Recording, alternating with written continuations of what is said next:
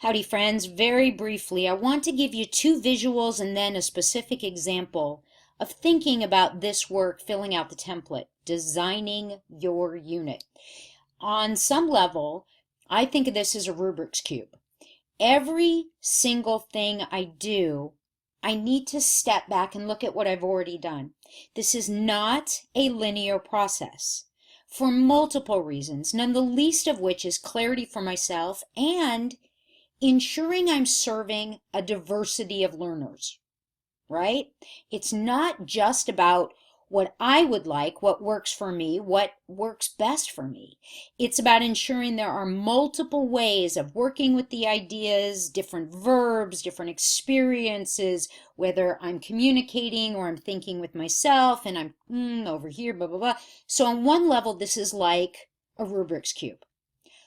Another way of thinking about this is it's like Fred Astaire and Ginger Rogers doing a dance. It's 2 steps forward, 1 step back, spin around, break a heel, put on a new pair of shoes and jump back in. Do it all again, okay? So every one of these prompts here, do not skip them. You can delete them once you start filling in your own content if you want. Some people leave them in there so that they are a continuous reminder when they go back, why that content they put there in the first place. It's your call. This is your template. But again, from a ZPD perspective, every one of the prompts that we added in here are little reminders. They are not to bind you. They are to give you a platform from which you can then do your own design and be creative and make sure you're serving multiple learning styles and multiple learners from multiple places and multiple developmental needs. All right? Now, when I tell you, honestly and authentically, that yes, it may look overwhelming, but this is a really powerful tool, I'm going to quickly show you how genuine I am with showing you something that I have done. All right.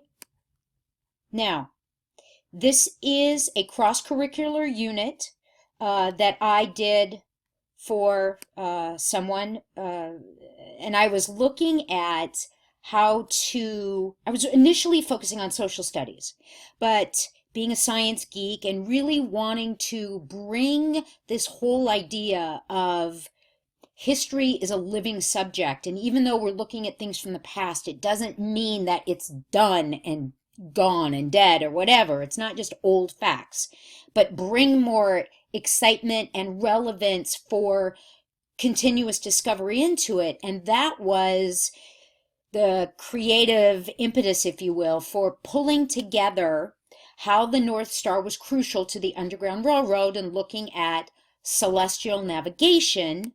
So yeah, cross-curricular, 6th grade. I used these different Common Core state standards, reading focus, history focus, integration, science focus. Honestly, I started with my enduring understandings and my essential questions. After playing with those, then I went back and worked on my big idea transfer.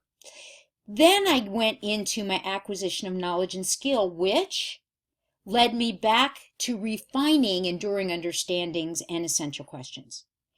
This is not a linear process. Please don't think you're going to sit down and just hammer through, fill it out, fill it out, fill it out, fill it out. Woohoo, I'm done. No, it doesn't work that way. All right, then when I felt strong enough with what I really was, what do I want the student to be able to do? How was he or she different at the end of my unit than when they started it? Then I moved into specific assessment evidence. Now, as I worked with this, I very much went back and revised what I had in stage 1. I will tell you, I knew where I wanted this to go, and I haven't filled out the learning plan yet. On some level, what I've put in here for assessment evidence is going to be thinned out. I'm going to copy this, move some of this into stage 3, because this is way too detailed. All right, this actually belongs down here in the learning plan, but for my own edification, I tend to overwrite, then move things around and thin them out. All right. Now, I had an idea of what I really needed to see, and in the long run, I am, again, backwards designing. The students will do, each group will do their own newscast using multimedia, some live reporting, some video, a Prezi, at least 3 different types of communication media will be engaged in this, as in their group, they do a news presentation on how science was an important part of the successful work by the conductors of the Underground Railroad. Okay, so I had this idea. Again, you don't have to start in one specific place. For those of you who really do think project-based learning and blah, blah, blah, you can begin with that. But as you go through the process, make sure that it all fits together. Rubric's cube. Things are going to move. Things are going to change. You're going to have to modify this and go back to that. All right? There we go. If the prompts get in your way, you can delete them.